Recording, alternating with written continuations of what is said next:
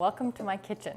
My name is Laura and this is my son Jacob, and today we're excited to show you a recipe called apple cinnamon cake. This is a really easy cake. It's great to do with kids because it's quite simple, and we're in the height of the apple season here. We've got probably 15 different varieties of apples to choose from, and there's lots of different varieties that are great for baking and cooking, but today I'm choosing this called mutsu. Mutsu is this huge apple. Jacob, do you want to hold it? Show us how big it is.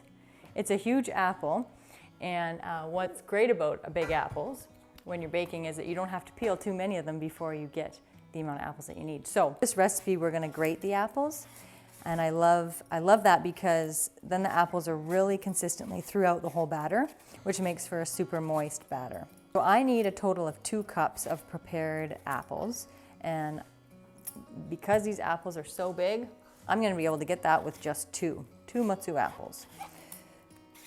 Again, if you're using a variety that's smaller, or golden delicious, which is also an awesome apple to bake with, then you maybe need 3 or 4. And then rather than coring the apple, I'm just going to take the whole apple just like this and put it onto my grater. This is just a little trick that I learned here, and it's a way to avoid coring the apple.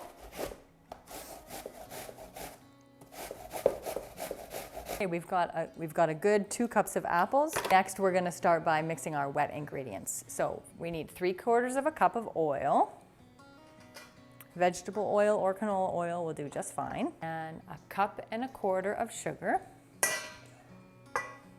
We'll mix that up. Crack 2 eggs.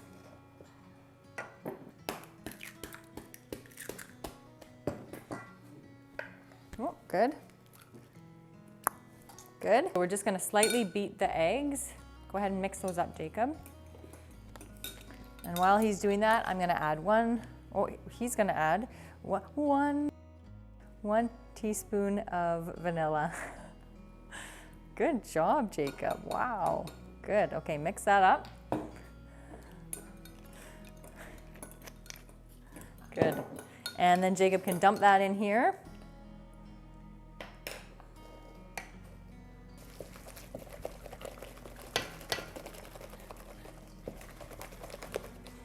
As we beat it, it just gives the batter a little bit more body. If you had a mixer, you can do this in the mixer and just let it run for a minute.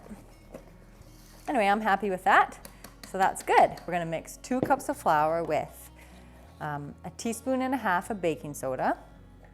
One of those, Jacob, and one of these.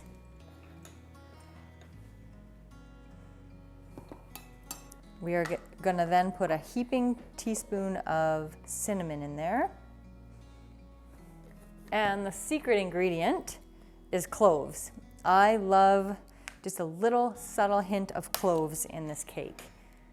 So 1/2 teaspoon of cloves. Oh, and 1 teaspoon of salt.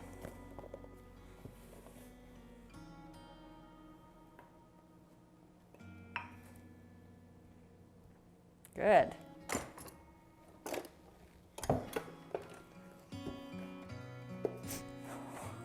That's okay. That's okay. We'll get her done.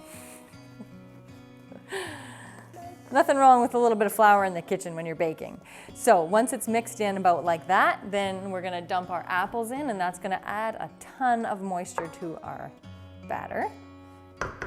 Boom. Good job. And then, whoops, as a bonus little treat, we're going to add 1/2 cup of raisins. If you don't like raisins, you definitely can just leave that out. Also, if you love nuts, you could add 1/2 cup of nuts in here as well, which would be awesome. Just look at this batter. I mean, look, there's so much apples in there. You know when you see that much fruit in a cake batter, then it's going to be amazing. Really, this is similar to a carrot cake recipe, but we've subbed the apples in instead as a bit of a fall special variety here. Okay, we're gonna prepare our pan. This is a 9 by 13. We're gonna spray it, or you can also grease it with some margarine, but we don't want our cake to get stuck onto the bottom of that.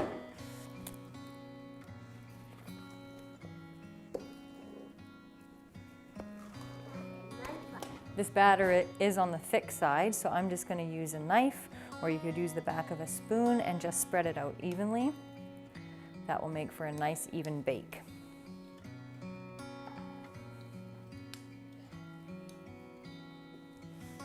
Okay, I'm excited. It smells amazing. I love the little addition to that cloves. And with the grated apple, it just cooks so consistently and nice. We've got our oven preheated to 350. We're gonna pop it in. Okay, so the cake is in the oven and we're gonna set our timer for 35 minutes. This cake bakes very, very nicely. It's gonna puff up and you're just gonna test it with your finger to make sure that it bounces back in the middle in 35 minutes. It's been 35 minutes, let's check it out.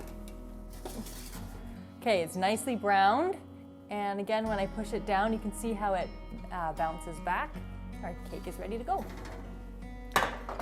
The only one thing that's gonna make this cake better is putting cream cheese icing on it. So I'm gonna show you, Jacob and I are gonna show you how to make cream cheese icing that we can, once our cake is cool, then we're gonna ice it with that and it's just gonna be amazing. So we are gonna use a half a package of cream cheese, and our cream cheese needs to be softened so that we can beat it properly.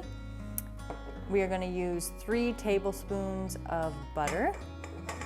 You could use margarine as well, but butter does deepen the flavor. And Jacob's gonna put that down. And first we're gonna beat that. Okay. Yeah.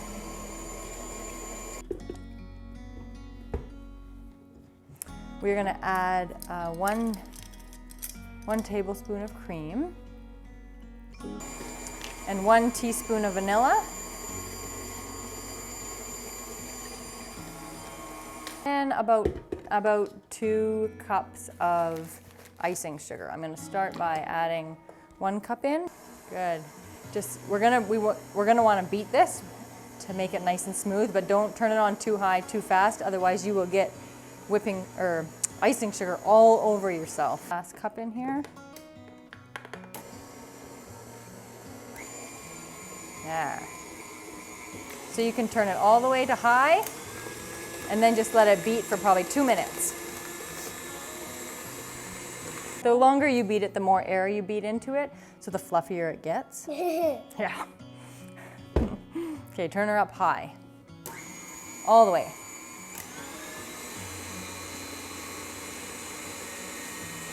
All right, we're ready to put finishing touches on our cake. Okay, so this is I know this is the right amount for this cake. So I'm gonna put all of it on. Spread it over. And I can tell when I'm spreading this that we did a really good job of beating this because it's actually super fluffy. Once I've done a decent job there, then the way I like to finish this cake is to just sprinkle just the tiniest little bit of cinnamon on top. Of course, you don't have to do this.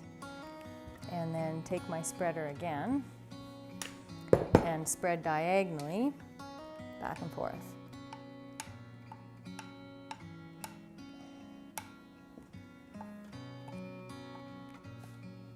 So we know, as the old saying goes, apples and spice make everything nice, and this is kind of the perfect way to put it all together into a delicious cake. So grab yourself some Mutsu apples or some Golden Delicious and give us a try. It's super easy. Even Jacob, a 3-year-old, can do it.